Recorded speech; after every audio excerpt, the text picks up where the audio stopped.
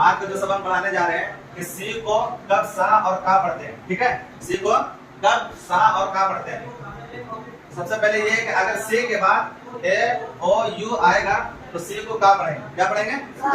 अगर ए ओ यू आएगा तो सी को का पढ़ेंगे। जैसे एग्जांपल में देखो कार, तो सी के बाद ए आया, सी के बाद क्या आया? ए आया, तो इससे हम इसको क्या का पढ़ेंगे, यानी कार। इसी तरीके से कैंप, तो सी के बाद क्या आया? ए आया, तो क्या है? ये कैंप है, कैंप हुआ। इसी तरीके से कोर्ट, तो सी के बाद क्या आया?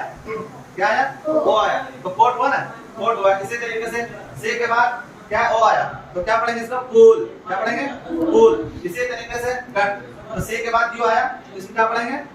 क्या पढ़ेंगे? का पढ़ेंगे ना, यानी कट। इसी तरीके से कप, तो सी के बाद क्या आया? यू आया, इसको क्या पढ़ेंगे?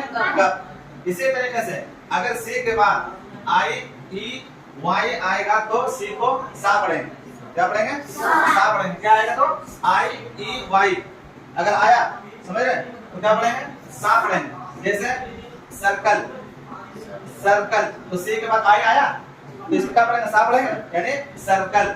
जैसे सिटी, तो सी के बाद क्या आया?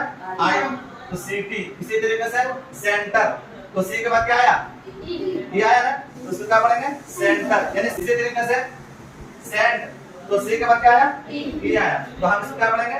सेंट। इसी तरीके से साइकिल, तो सी के बाद क्या आया? वाई आया, तो हम इसको क्या पढ़ेंगे? साइकिल। इसी तरीके से साइक्लोन, तो सी के बाद क्या आया? वाई, इसको हम क्या पढ़ेंगे? साइक्लोन। सी लेटर के बाद अगर ए ओ यू आए तो हम का पढ़ेंगे, और फिर अगर सी लेटर के बाद आई ई वाई आए तो हम सी को क्या पढ़ेंगे? सा पढ़ेंगे। ठीक है, समझ गए?